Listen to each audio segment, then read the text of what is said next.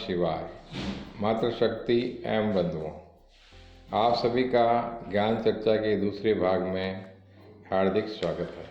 मैं उद्घोषक दौलत राम आप सभी को सादर नमन करता हूँ। पहली ज्ञान चर्चा में हमने प्रणव के उच्चारण तक का चिंतन किया।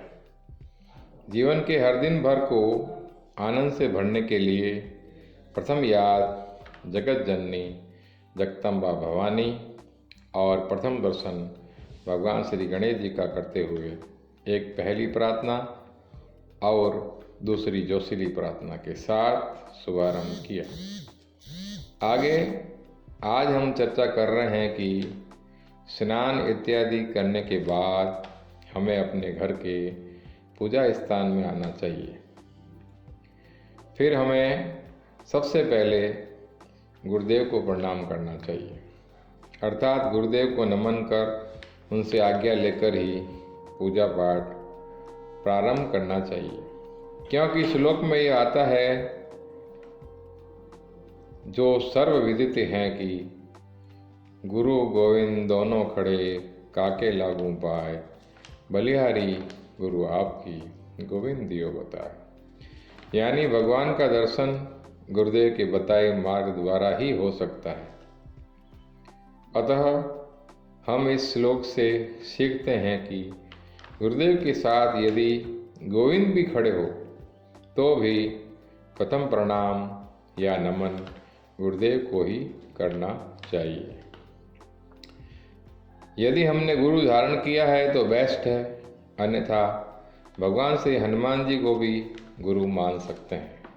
हनुमान चालीसा पाठ में ऐसा लिखा है कि श्री गुरु चरण सरोज रज निज मनु मुकुर सुधारी, बरनऊ रघुवर विमल जसु जो दायकु फलचारी। अतः हनुमान जी को हम गुरु रूप में मन ही मन संकल्प करके धारण कर सकते हैं। फिर उनकी आज्ञा से ही पूजा पाठ इत्यादि प्रारंभ करना चाहिए।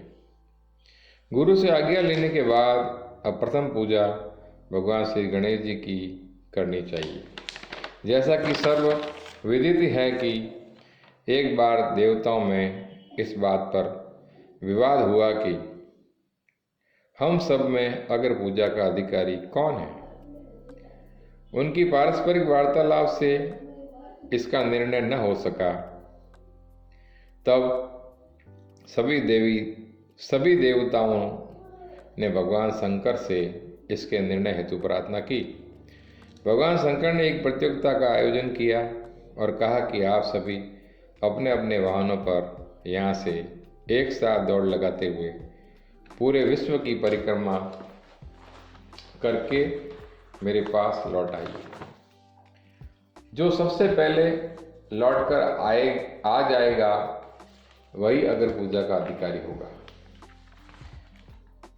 भगवान के इतना कहते ही इंद्र अपने ऐरावत पर, कार्तिकेय अपने मयूर पर और अन्य सभी देवता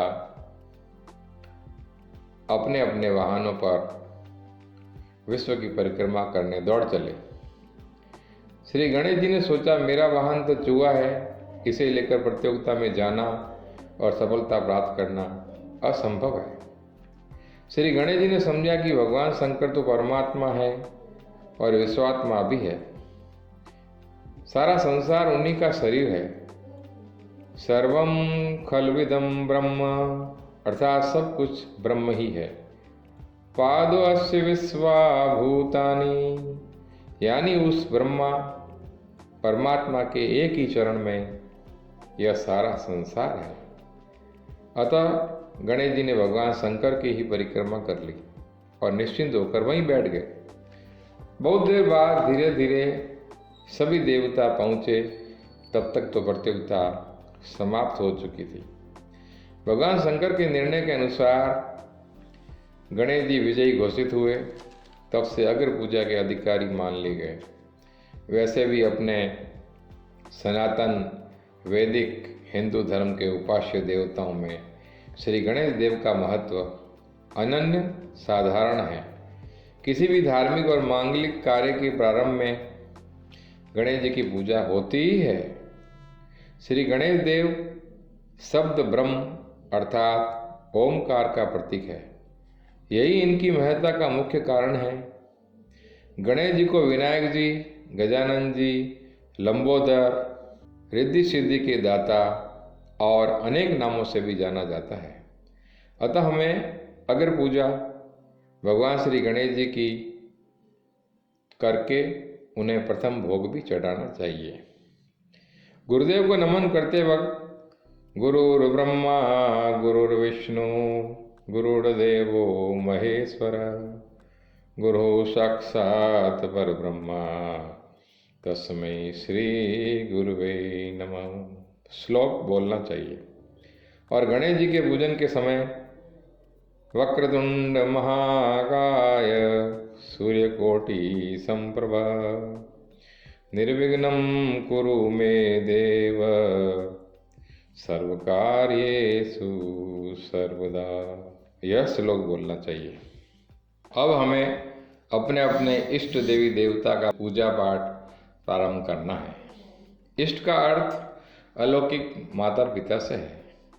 जैसे हमारे जीवन में लौकिक माता पिता एक दाता के रूप में होते हैं, वे अपने बच्चों का भरण पोषण करते हैं, उनके दाता कहलाते हैं। उसी तरह अलौकिक माता पिता यानी इष्ट भी हमारे दाता ही हैं। दाता से हम कुछ भी मांग सकते हैं, अन्य से नहीं। अतः जीवन में हमें इष्ट जरूर धारण करना चाहिए। कहते हैं कि इष्ट प्रबल तो सब दुर्बल। अनन्य भाव से 100% समर्पण करते हुए इष्ट की शरण में रहना बेहतर है। इष्ट हमारी सभी मनोकामनाओं को पूर्ण करते हैं, मनवांछित फल भी देते हैं, हमें प्रबल करते हैं। जहाँ तक हो सके इष्ट जोड़े से धारण करना चाहिए, जैसे शिव भवानी, लक्ष्मी नारायण, सीताराम, राधा कृष्ण अथवा अन्य कोई भी देवी देवता जिन्हें आप अनन्य भाव से मानते हैं। अपने अपने इष्ट के अनुरूप नाम रटन भी लगानी चाहिए, पूजा पाठ भी करना चाहिए, मंत्र जाप करना चाहिए। भगवान करे आप सभी की मनोकामना पूर्ण हो, आप हर दिन भर आनंद से रहें। जय भोलेनाथ। गुरुदेवों की कृपा और शास्त्रोक्त पुस्तकों की प्रेरणा से ही आज यह ज्ञान चर्चा कर सका हूँ। मुझे आशा ही नहीं बल्कि पूर्ण विश्वास है कि आप सभी इससे अवश्य लाभान्वित होंगे। यह अपने साथियों को भी भेजने का कष्ट करें ताकि वे भी इसका लाभ प्राप्त कर सकें। हमारी विभिन्न ज्ञान चर्चा के भागों का लाभ नियमित रूप से प्राप्त करने के लिए कृपया लाल सब्सक्राइब बटन अवश्य दबाइए। धन्यवाद। ढेर सारी शुभकामनाओं के साथ आपका मित्र दौलत राम।